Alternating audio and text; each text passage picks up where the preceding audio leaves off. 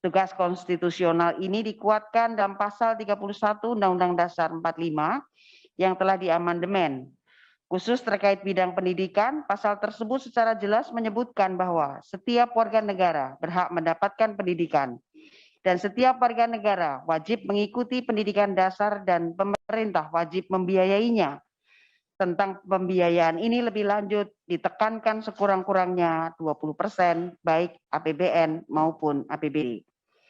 Amanat konstitusi yang dinyatakan di dalam Undang-Undang Dasar Negara Republik Indonesia tahun 1945 dengan tegas dan jelas memposisikan pendidikan nasional sebagai instrumen strategis perjuangan bangsa yang tidak hanya berfungsi untuk mencerdaskan kehidupan bangsa, tetapi juga untuk membangun bangsa dan peradaban bangsa. Di antara elemen penting dalam pendidikan, khususnya jenjang pendidikan dasar dan menengah, ada guru dan tenaga kependidikan yang memiliki posisi penting dan strategis, bahkan dapat dikatakan sebagai faktor determinan dalam mencapai tujuan pendidikan. Akan tetapi, mengenai guru dan tenaga kependidikan sampai saat ini masih banyak permasalahan yang terjadi, yaitu khususnya terkait GTK honorer. Penyelenggaraan pendidikan di satuan pendidikan ditopang oleh keberadaan guru dan tenaga kependidikan honorer yang jumlahnya sangat besar, yaitu 742.459 guru honorer. Adapun jumlah tenaga pendidikan saat ini sampai dengan hari ini kita masih belum mengetahui jumlahnya. Perhatian khusus terhadap status para guru honorer ini membuat 10 menajamkan pengawasan pada program 1 juta guru yang diumumkan RI bersama Kemenkeu, Kemenpan RB dan Badan Kepegawaian Negara pada tanggal 23 November tahun 2020.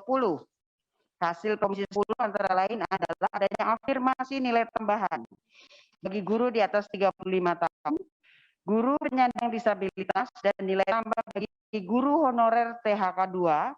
Dan saat pengumuman seleksi pada tahap kedua, Komisi 10 bahkan mendorong Kemendikbudristek untuk melakukan penyesuaian batas nilai passing grade guna menambah jumlah guru lolos seleksi P3K.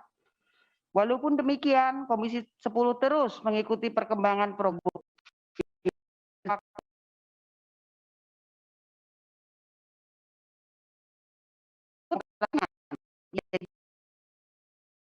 terutama pada tambahan pengumuman dan pendaftaran seleksi selanjutnya. Di antaranya adalah pernyataan Mendikbudristek pada Raker Komisi 10 tanggal 19 Januari 2022 yang mempersilahkan guru-guru untuk mendaftar kalau tidak ada formasi dan menyebut bahwa persoalan untuk guru yang sudah passing grade namun belum mendapatkan formasi adalah pengusulan formasi guru P3K yang menjadi kewenangan pemerintah daerah. Dalam pandangan kami, program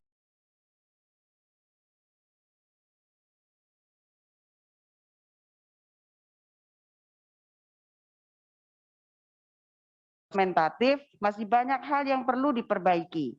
Beberapa permasalahan yang sementara ini dapat kami identifikasi sebagaimana hasil beberapa kunjungan kerja RDPU, RDP, serta Panja pada periode yang lalu dengan berbagai pemangku kepentingan pendidikan. Antara lain, nomor 1,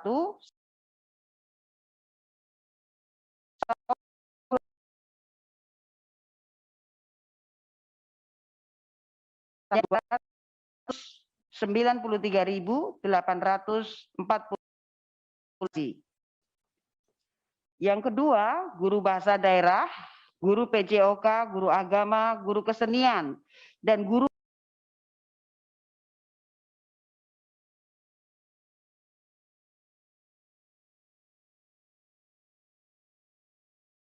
satu belum mendapatkan formasi, termasuk kebijakan anggarannya. Yang keempat, data hasil tes seleksi guru P3K tahap 1 dan tahap 2 yang meliputi sebaran dan jumlah antara lain guru yang tidak lulus, guru yang lulus, guru lulus passing grade namun tidak mendapatkan formasi, dan guru honorer di sekolah negeri dan sekolah swasta yang lulus seleksi P3K. Yang kelima, kejelasan status guru peserta seleksi P3K yang sudah lulus tetapi belum mendapatkan formasi. Yang keenam, guru yang telah lulus pada seleksi P3K mengalami kesulitan mendaftar untuk mengisi formasi pada ketersediaan tahap selanjutnya. Yang ketujuh, belum semua guru yang dinyatakan lulus mendapatkan SK penetapan. Yang kedelapan, permasalahan terkait perbedaan masa berlaku SK guru P3K yang sudah ditetapkan. Yang kesembilan, hasil seleksi P3K tahap 1 dan 2 berdampak terhadap sekolah swasta yang banyak kehilangan guru karena mengisi formasi guru P3K di sekolah negeri. Yang ke-10, skema anggaran untuk program 1 juta guru P3K melalui dana transfer daerah dengan marking belum mendapat solusi yang komprehensif dan dikatakan membebani APBD.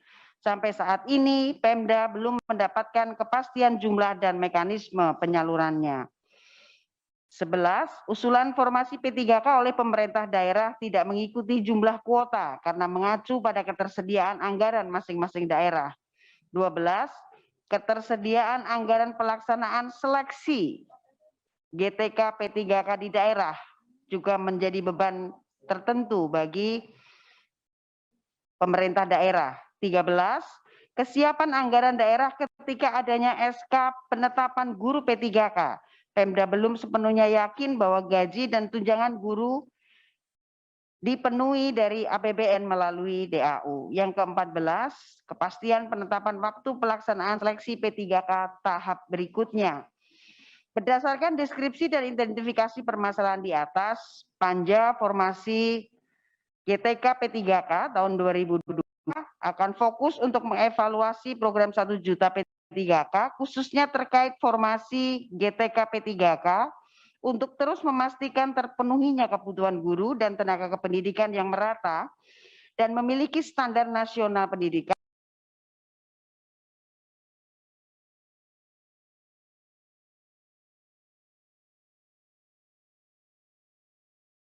Kami mengharapkan jawaban dan penjelasannya. Secara umum dalam RDP hari ini, Panja Formasi GTK P3K tahun 2022 ingin mendapatkan penjelasan dan tanggapan mengenai identifikasi masalah yang telah kami sampaikan di atas. Itulah pokok-pokok pembahasan agenda RDP hari ini. Namun sebelumnya kita perlu kesepakatan waktu sampai pukul 16 dulu mungkin ya. Setuju ya? Cukup. Setelah kami berikan kesempatan kepada dari Kemenak, Pak Muhammad Zain. Silakan Pak memberikan paparannya. Terima kasih pimpinan. Assalamualaikum warahmatullahi wabarakatuh. Salam sejahtera, salam sehat buat kita semua. Yang kami muliakan pimpinan Komisi 10, serta seluruh anggota dan komisi. Saya hormati Bapak Den Kemendikbudristek Dikti, Pak Iwan Saril, senior saya, serta sekretaris Profesor Nunuk. Saya hormati semua pimpinan dari lembaga, Deputi, Menpan RB, kemudian Kemendagri. Terima kasih Pak. Kemudian dari Kementerian Keuangan dan semuanya. Untuk Kementerian Agama, slide 7. Kebutuhan P3K Kementerian Agama, slide 7 Pak. Ya. Slide 7. Next. Next. Ya. Itu kalau kita total dari ada 242.080 guru dan dosen. Jadi kalau Kementerian Agama kita dari ada beberapa direktorat. Pertama dari Direktorat Madrasah, di mana kami bekerja ada total kebutuhan kami 192.008 orang. Alhamdulillah tahun 2021 sudah terpenuhi 7.380 guru untuk K2 2019. Kemudian untuk guru PAI kami ada Direktorat Pendidikan Agama Islam pada sekolah, itu kebutuhannya 36.886 orang, kemudian sudah terpenuhi 2021, alhamdulillah 27.303 orang. Kemudian untuk pondok pesantren kebutuhan guru P3K 2.109 orang karena pondok pesantren tidak ada yang semua swasta ya. Kemudian untuk kebutuhan dosen ada 11.097 orang. Next.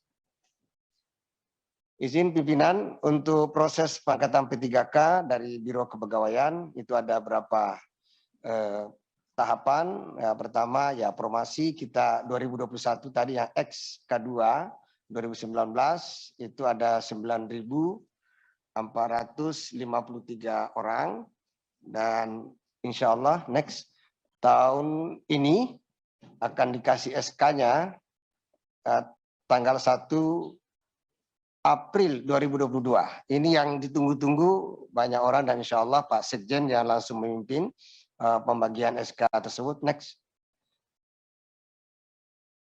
Next. Ya, itu kita sudah tulis bukan sebelumnya.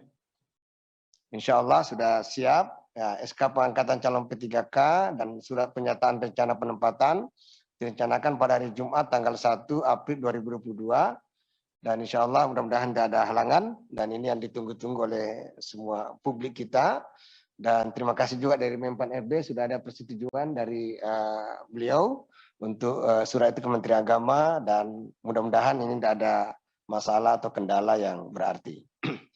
Kemudian next. Saya pikir ini sudah dipaham semuanya bahwa Kementerian Agama dari profiling gurunya, ya kami 83,44% guru kami semua honorer Bapak Ibu sekalian, hanya sekitar 16,17% guru yang PNS atau sekitar 127.000 sekian. Jadi sejatinya Kementerian Agama mohon izin pimpinan, mohon diperjuangkan agar kuota P3K tahun 2022 ini diberikan yang signifikan. Next. Ya, ini gambarannya setelah kami untuk yang madrasah ya. Jadi kebutuhan P3K berbasis rombongan belajar ini kalau RA Radul Atfal itu 46.607 orang. Siswa kami ada 1.240.608 orang dengan asumsi setiap kelas itu 25 siswa maksimal. Kemudian untuk guru MI itu Madrasah Ibtidaiyah setingkat SD, kami membutuhkan 91.778 guru dengan asumsi kami punya siswa 3.797.438 orang. Kemudian untuk MTS, Madrasah MTS setingkat SMP itu 42.733 orang dan siswa kami ada 2.883.546 orang. Dan untuk madrasah aliyah dan kejuruan itu ada 10.850 orang dengan asumsi kami punya mahasiswa itu 1.323.656 dan setiap rombel diasumsikan 36 siswa. Next. Ini ya mudah-mudahan ini yang negeri Bapak Ibu. Jadi kebutuhan untuk negeri saja itu sekian 53.000 orang dan ini yang sangat krusial di situ dan syukur-syukur kalau bisa terpenuhi secara total. Kalau negeri ada kebutuhannya 53.645 orang. Next. Next ini sebaran swasta dan negeri. Next. Next. Jadi kami mohon izin pimpinan, jadi mudah-mudahan kami berharap betul atas nama kementerian kita mendapatkan kuota yang signifikan tahun ini. Dan kami punya simpatika ya kalau Pak Iwan punya data yang akurat, kami punya simpatika yang terus bergerak dan dinamis juga dan disitulah kami insya Allah seberapapun kuota yang diberikan kami akan bisa penuhi dengan cepat karena data simpatika sistem informasi guru pendidik dan tenaga pendidikan madrasah itu terupdate ya setiap minggu mereka pasti melakukan updating apa yang mereka kerjakan dan sebagainya dan bisa kita penuhilah kita maksimalkan kuota yang ada. Intinya kami mendukung seluruh pandangan pimpinan tadi bahwa madrasah sangat membutuhkan kuota P3K ini, dan mohon agar tidak berdasarkan daripada 2021, karena 2021 hanya menyelesaikan X K2 2019. Jadi yang ini yang betul-betul merupakan kebutuhan real yang dimiliki madrasah. Izin pimpinan, kami punya madrasah 84.000 sekian di Indonesia, kemudian melayani 10.600-an siswa dan siswi seluruh Indonesia. Dan saya dalam faktanya, alhamdulillah Kemendikbudristek Dikti dan di bawah pimpinan Pak Iwan, kami sering bersinergi dalam berbagai event, apakah event nasional maupun internasional. Jadi artinya kalau ada sesuatu excellency yang ada di Kemendikbudristek Dikti, juga Kementerian Agama akan terus mengikuti dari sisi kualitas dan sebagainya. Jadi saya pikir itu sudah senafas lah dengan Kemendikbudristek Dikti. Kemudian mohon izin pimpinan, ya nasib guru-guru madrasah itu sangat memprihatinkan, dan mohon mudah-mudahan lewat P3K inilah solusi dan negara hadir memberikan rekognisi kepada mereka yang sudah lama berjuang untuk peradaban dan mencerdaskan anak-anak bangsa. Saya pikir itu, pimpinan, saya mohon izin di forum yang sangat mulia ini ingin mengutip sebuah statement seorang profesor atau ulama besar dari Mesir. Beliau adalah Taha Hussein, adalah mantan Menteri Pendidikan dan Wakaf Mesir dan Bapak Polisi Pendidikan di Mesir. Beliau mengatakan bahwa sejatinya pendidikan itu adalah seperti udara, dan setiap orang gratis terhadap udara itu. Dan semenjak itulah pendidikan di Mesir digratiskan dari seluruh level. Dan ya beliau dengan keterbatasan pandangan karena beliau buta, meskipun beliau adalah alumni Sorbonne Prancis, dari situlah revolusi pendidikan di Mesir, dan terutama Islam itu pasti diwarnai oleh para pemikir Mesir. Saya mendambakan Indonesia pada saatnya akan sangat cerdas, dan itu dimulai dari guru-guru yang hebat. Makasih. Allahumma minkum, Allahumma fil aqamatorik. Assalamualaikum warahmatullahi wabarakatuh. Waalaikumsalam warahmatullahi wabarakatuh. Terima kasih Pak Dr. Muhammad Zain. Ini menarik ya Pak Iwan. Di Kemenak masih ada tendik. Masih ada tendik. Tenaga administrasinya sampai 48.000. Ya, ada bendahara, ada tata usaha, pustakawan, laban, dan lain sebagainya, yang menurut saya memang seharusnya lah sebuah lembaga pendidikan itu seperti itu. Tetapi kita yang di Kemendikbudristek Dikti nggak ada ya? Atau mungkin ada peraturan dari Kemenpan RB atau mana yang mungkin bisa menjelaskan kenapa tenaga pendidikan ini nggak ada di dalam formasi, dan mulai tahun kapan itu, sehingga mungkin tugas-tugas guru lebih ringan, gitu ya, sehingga konsentrasi kepada murid akan menjadi lebih besar. Baik, terima kasih Pak Muhammad Zain. Mudah-mudahan di dalam rekrutmen selanjutnya slotnya untuk Kemenak signifikan tadi ya, permintaannya signifikan loh. Signifikan terhadap kebutuhan. Maksudnya yang kemanfaat bisa ditambahkan sehingga menambah mutu pendidikan di teman-teman yang bergerak di pendidikan di Kementerian Agama. Silakan Pak. Makasih pimpinan. Saya hanya merespon pertama, kami punya sekitar 7.000-an guru di wilayah 3T dan wilayah perbatasan. Saya pikir kalau rapat yang mulia ini menyepakati P3K juga bagian yang prioritas untuk wilayah 3T, kami tentu sangat senang dan gembira. Yang kedua, usia pensiun, hitungan kami dari data Simpatika Kementerian Agama sampai 2025 usia pensiun itu ada 9.626 orang.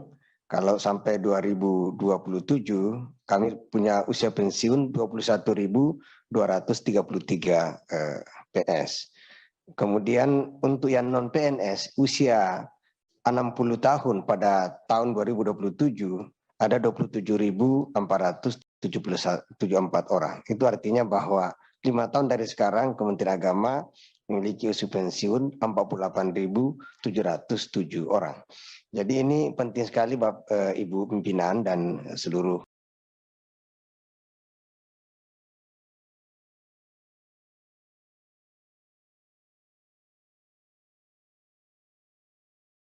juga punya Man Insan Cendekia, warisan Pak Habibie itu dulunya hanya 2 di Indonesia, di Serpong dengan Gorontalo. Jadi ini man papan atas lah yang punya kualitas.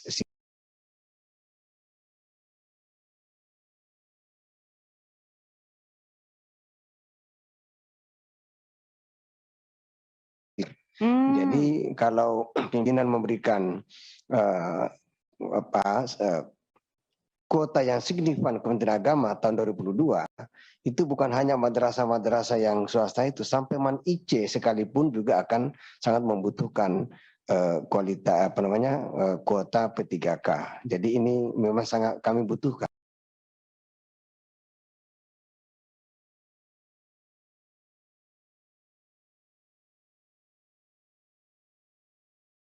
Oh, Insan Itu dulu warisan Pak Cendekia. Habibie dikembangkan oleh Kementerian Agama. Dan saya pikir Insan prestasi, ya, Insan Cendekia. Ya. Dan itu bukan hanya kualitas pendidikannya, Bu. Mereka juga bisa tahan COVID ya. Jadi kami sudah punya pengalaman di masa-masa Delta dan alhamdulillah kita bisa lewati masa-masa itu yang sangat luar biasa.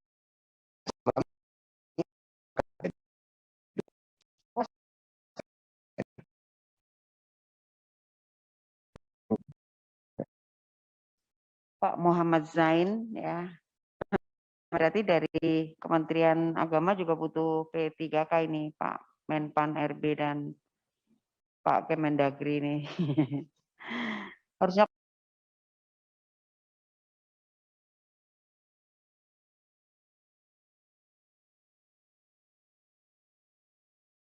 hari ini memahami bahwa urusan pendidikan itu selalu jatuhnya tetap ke Komisi 10.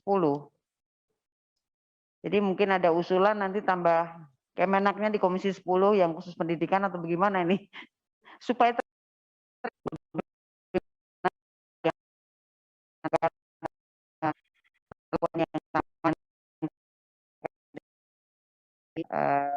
bawah Kemendikbud Ristek Dikti. Baik, bulan Pimpinan dari Kementerian Agama. Silakan Pak. Ya, apa perlu ada wording untuk Kementerian Agama agar mendapatkan Oh iya, Kementerian signifikan? Mas gimana sih Mas? Tadi pada udah bagus banget itu. Ya. Ditambahkan yang pendapat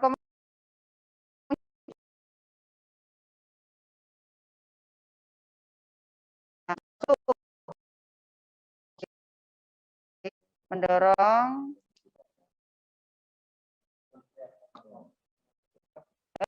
bukan kita mau mengendorse supaya Kemenak ini juga mendapatkan slot untuk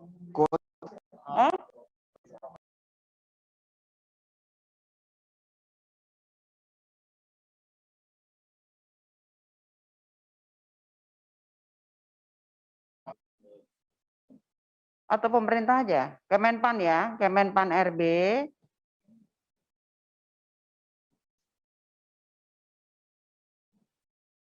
untuk memaksimalkan kuota nasional P3K khususnya untuk memenuhi kebutuhan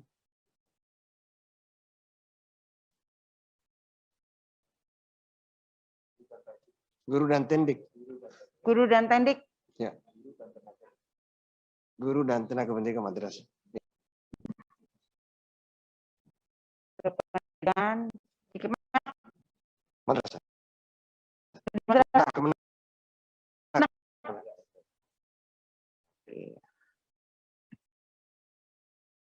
Pak, maafkan ya, terlewatkan.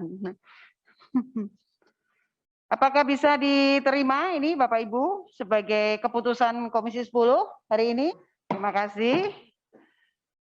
Dengan demikian kita telah selesai RDP pada siang sampai menjelang sore hampir maghrib. Atas izin pimpinan dan anggota Komisi 10, rapat saya nyatakan ditutup. Dan terima kasih kami sampaikan kepada dengarkan kami. Mudah-mudahan keputusan hari ini menjadi jalan terang bagi kita semua untuk meningkatkan mutu pendidikan Indonesia. Wabillahi taufik wal hidayah. Wassalamualaikum warahmatullahi wabarakatuh. Rapat saya tutup.